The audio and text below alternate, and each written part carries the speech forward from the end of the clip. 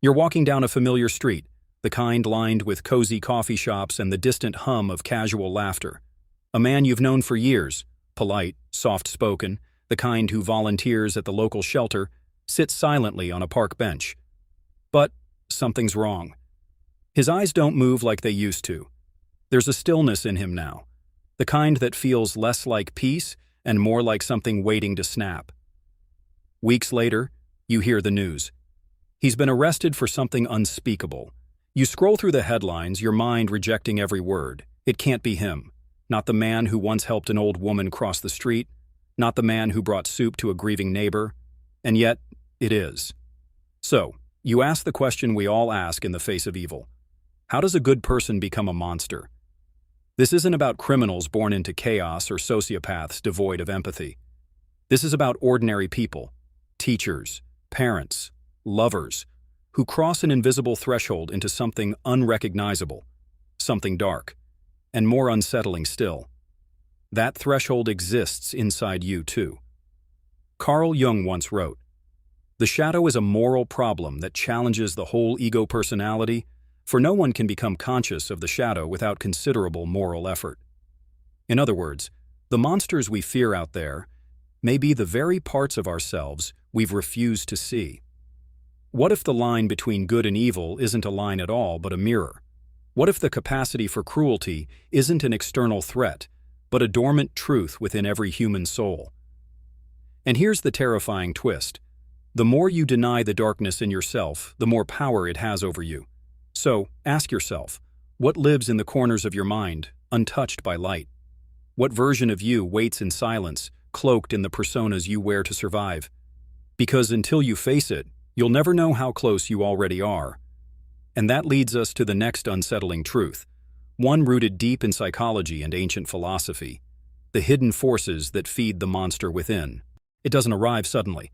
It's been quietly growing in the dark, fed not by malevolence but by avoidance, by silence, by the very systems that teach us to repress, deny, and fragment the parts of ourselves we find unacceptable.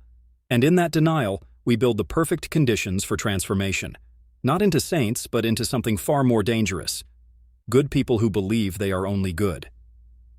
Carl Jung called it the shadow, the unconscious reservoir of all the traits we reject, deny, and exile from our conscious identity. Rage, jealousy, lust, cruelty. The parts we pretend don't exist because they don't fit the image we've crafted. The more we push them away, the more powerful they become. Not because they're inherently evil, but because what is hidden becomes uncontrollable. Imagine a man who sees himself as deeply moral. Every day he swallows his anger to maintain that image. He avoids confrontation, buries resentment, refuses to acknowledge his own envy or pride. But inside, the shadow grows.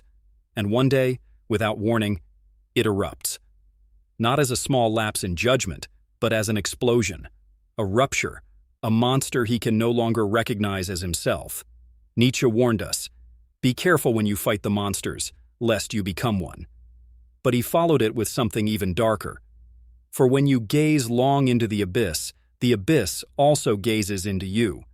The fight against darkness, if done in ignorance of our own inner abyss, becomes the very thing that corrupts us. Schopenhauer saw human will as blind and insatiable, our actions often driven not by reason, but by dark impulses beneath the surface. Society, in all its civility, only masks this will. It doesn't eliminate it. We are taught to wear masks, to be polite, to obey. But behind every forced smile and suppressed emotion, something ancient stirs. And what makes this even more dangerous is the illusion that we are above it. That evil is something out there. That monsters are other people. But what if the real danger lies not in recognizing the darkness, but in refusing to? Because what we refuse to face begins to shape us in ways we can't see. And the cost of this blindness is far greater than we think. Because the cost of this blindness isn't merely personal, it's societal. When individuals refuse to confront their inner darkness, their shadows don't disappear. They leak into families, into politics, into culture, into the subtle norms we never question but quietly obey. The monster doesn't always scream. Sometimes it whispers, rationalizes, conforms, and that's precisely what makes it so dangerous. Think of the man who insists he's never angry until he begins controlling those around him with cold detachment and passive aggression, or the woman who prides herself on being selfless, yet manipulates others through guilt because she's never allowed herself to feel desire. These aren't anomalies. They are patterns. Patterns rooted in unexamined shadows. Jung argued that when we repress aspects of ourselves, they don't vanish. They project. We see in others what we dare not see in ourselves.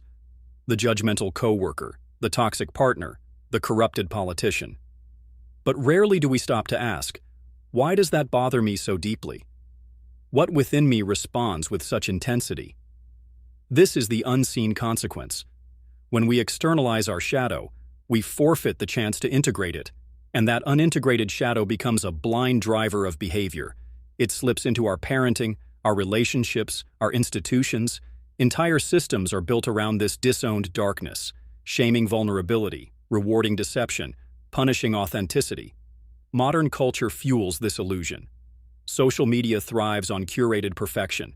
Capitalism thrives on unresolved insecurity. Education rewards conformity over inner truth.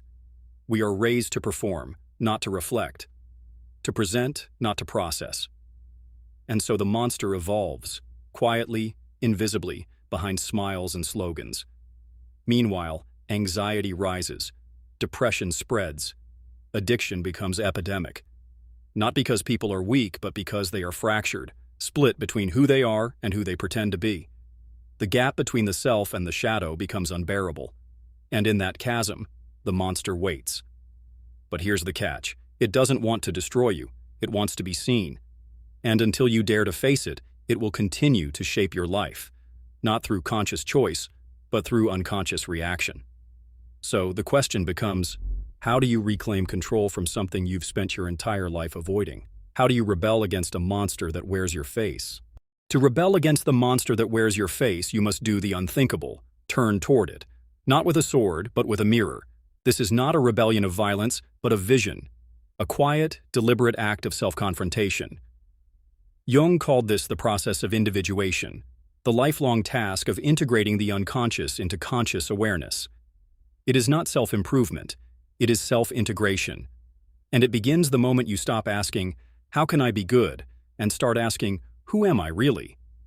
It takes courage to trace the outline of your shadow, to admit that you are capable of the very things you despise, that you've lied, that you've hurt people, that under different conditions you too might have become the villain in someone else's story. This isn't self-condemnation, it's self-liberation, because only by recognizing the capacity for darkness can you consciously choose the light. Consider the figure of the anti-hero, the man or woman who sees their own abyss and walks through it, not around it. Dostoevsky's Raskolnikov, Jung's idea of the whole self, Nietzsche's Übermensch. These are not sanitized saints.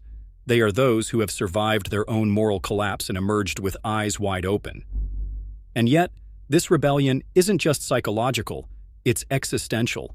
It is the refusal to live a scripted life dictated by unconscious fears and social conditioning. It is saying no to inherited guilt, to collective hysteria, to performative virtue. It is the radical act of owning your whole self, even the parts that don't win applause. You begin small, not by fixing, but by witnessing. Catch yourself judging someone and ask, what part of me am I avoiding? Feel the rise of envy or rage, and instead of suppressing it, interrogate it. Every shadow has a message.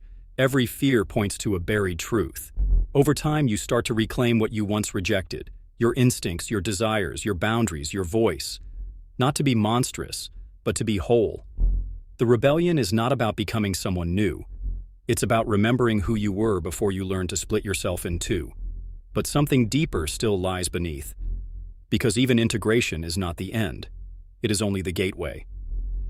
The question that now arises is not just who am I beneath the mask, but what is the ultimate truth hidden inside the shadow? Because buried in the heart of the shadow is not a monster, but a message. One so ancient, so startling, that it's been whispered across millennia in symbols, myths, and dreams. The thing you fear most inside you is also the source of your power. This is the ultimate paradox. The deeper you descend into your inner darkness, the more light you bring back with you. Carl Jung understood this better than most.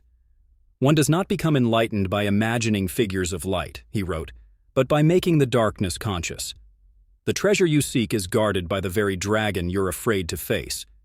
And what is that treasure? It is your wholeness. It is the realization that the shadow is not your enemy.